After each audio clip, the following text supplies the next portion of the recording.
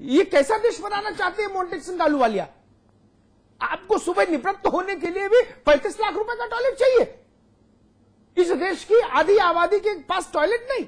जी रामाशंकर कुशवाहा जी, मैं आपके पास आऊंगा, जुगाड़ से आप तक मेरी आवाज अगर पहुंच पाए तो सवाल मेरा आपसे यह है कि 35 लाख रुपए का टॉयलेट 8,000 रुपए की थाली खाने के बाद तो जायज है?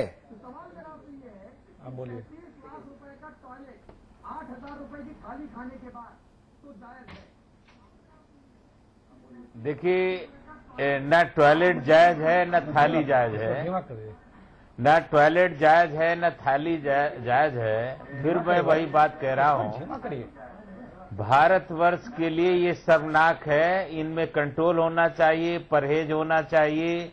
यदि ऐसे कदम रहेंगे तो अभी अमिताभ जी ने जो कहा है, मायावती जिस तरीके से रजवाड़े की तरह खाना और रहना करती थी, तो ये जनता है सबक सिखाएगी। और मैं तो यही कहूंगा कि देश की दशा को देखते हुए सरकारों को भी अपना खर्च उसी ढंग से करना चाहिए।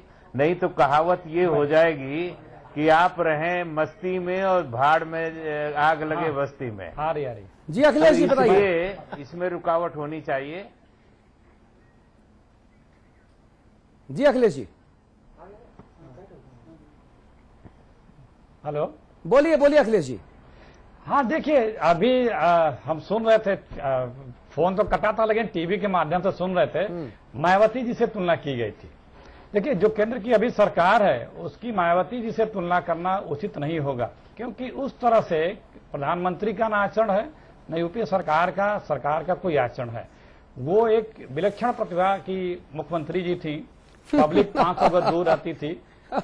तो उससे कृपया हम इसलिए कहना कि तुलना भी ऐसी न की जाए कि जिससे वो लगे ठीक है, वो जैसा किया वैसा नहीं करना चाहिए था। लोकतंत्र में लोगों को सिर्फ अपने वैभव के लिए नहीं, अपने पब्लिक से दूर रहने के कारण और कानून तमाम चीजें होती हैं। किसी को सत्ता में आने न जाने के सिर्फ एक कारण नहीं होता है।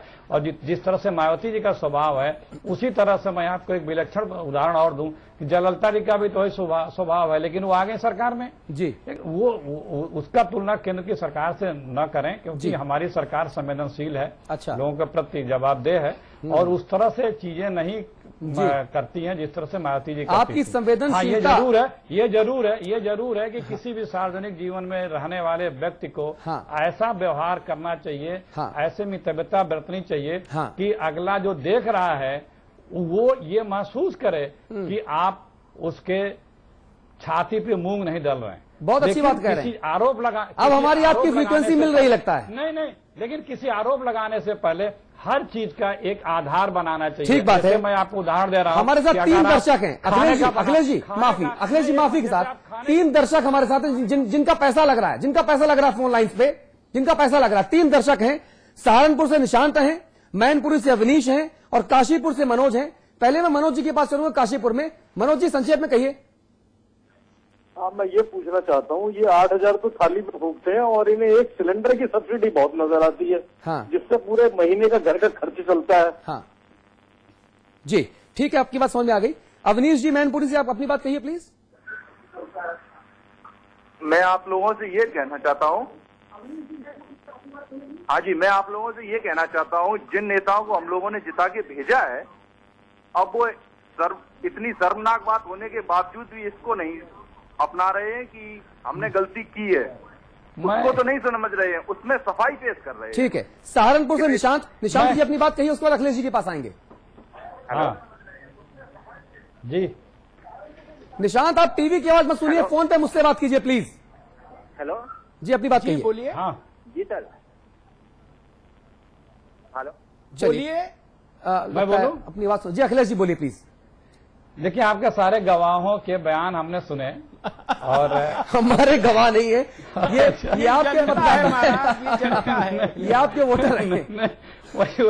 और सुन के अच्छा लगा, लेकिन हमें अच्छा तब और लगता कि आप कुछ इतिहास के भी आंकड़े साथ में दे करके तुलनात्मक बताते कि इस कारण से ये ज्यादा हुआ है या कम हुआ है।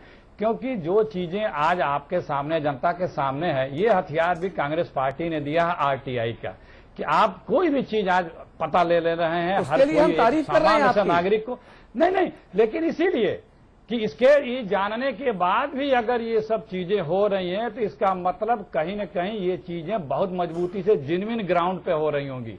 सिर्फ ये इतने ही से ही ये माइंड मेकअप कर लेना और एक तरफी बात कह देना कि ये बड़ा गड़बड़ हुआ है, ये भी उचित नहीं होगा।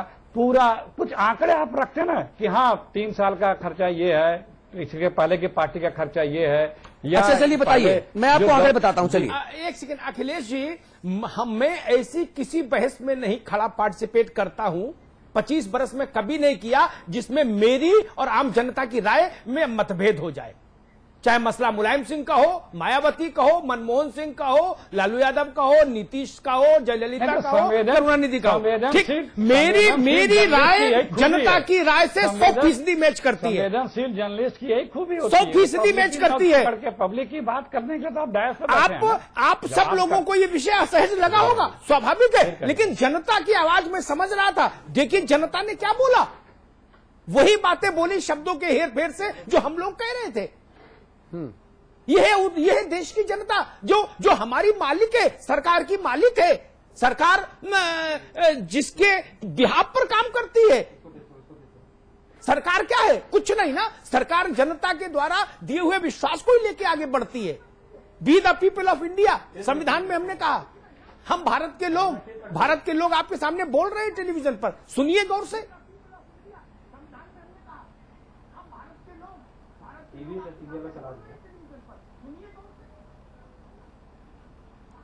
अखिलेश जी सुना?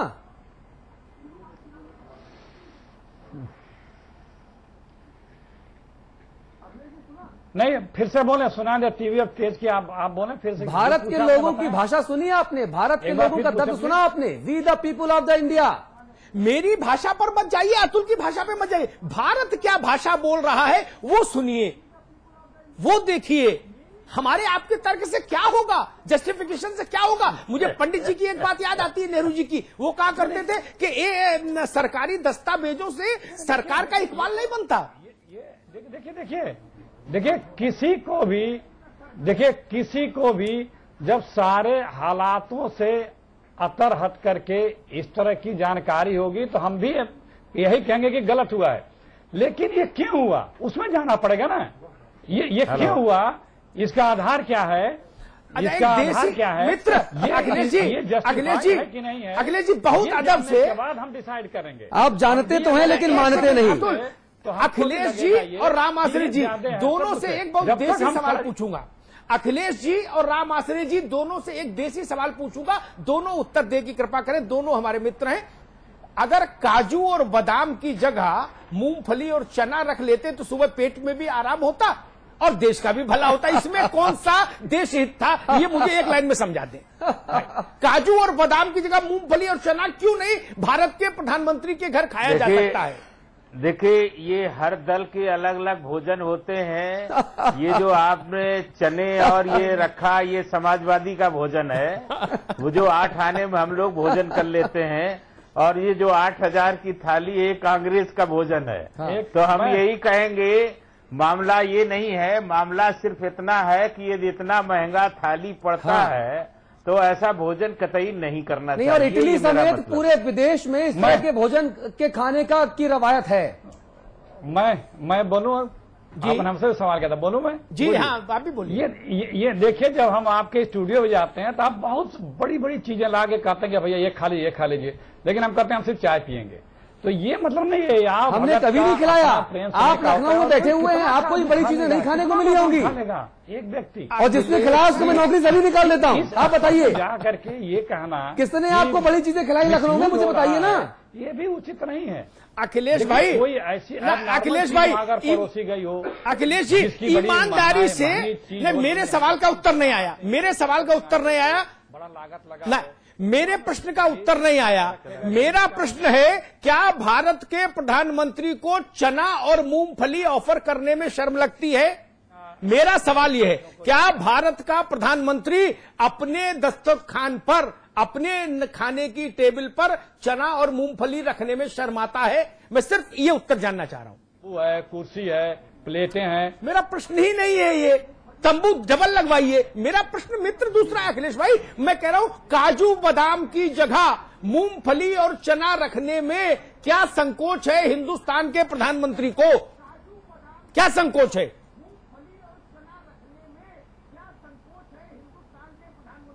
नहीं, एकदम संकोच नहीं है, वो भी कहीं रहा होगा। नहीं रहा, नहीं रहा, आगे बढ़ाएंगे, नहीं रहा। देख रहे हो टीवी पे लोग, तो अगले बार से इसकी भी व्यवस्था करें। नंबर बहुत बढ़ गए आपके अखिलेश जी। नहीं तो नहीं रहा होगा तो आपकी भावनाओं से हम प्रयास करेंगे कि आगे अपने वरिष्ठ नेताओं को हम अवगत कराएं।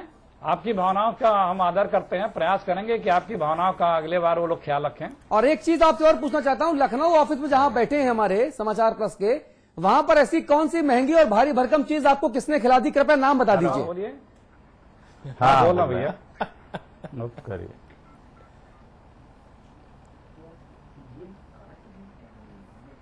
कितने बार कटेगा? आप हमारे लखनऊ ऑफिस में बैठे हुए हैं, आप कह रहे हैं अच्छी अच्छी बढ़िया बढ़िया चीजें खाने को दी गई। हेलो। क्या क्या खाने को दिया गया? क्या क्या खाने को दिया गया और किसने दिया? बस मुझे ये बता दीजिए केवल। कट जाता है बार बार। फिर कट गया फोन, फिर कट गया है। ऐसे मौके पे जब जनता की राय और जब नेताओं से जवाब मांगने का सवाल आता है, तो मैं बार बार कह रहा हूं कि जो तकनीक है वो नेताओं के पक्ष में खड़ी हो जाती है, बेवफाई हमसे दिखाती है। अमिताभ जी, संपाद की टिप्पणी का वक्त है। देखिए, मैं सबको शामिल करूंगा। अखिलेश भाई शुरुआत में थोड़ा सा नाराज थे हमसे, मैं सबको शामिल करूंगा, कुशवाहा जी को भी, अखिलेश जी को भी, और हम लोग भी उससे संबद्ध होंगे। इस देश के लोक परंपराओं में ये चीजें फिट नहीं बैठती, और लोकलाज से ही लोकतंत्र चलेगा। और इतिहास गवाह है, जिन जिन राजनेताओं ने लोकलाज की उपेक्षा की, ठीक है, वो इतिहास ने उनको क्षमा नहीं किया जी। इसलिए मैं फिर कहूंगा, काजू और बादाम की जगह मूंगफली और चना खाना शुरू कीजिए। जी, पेट भी सही रहेगा और दिमाग भी। अखिलेश जी,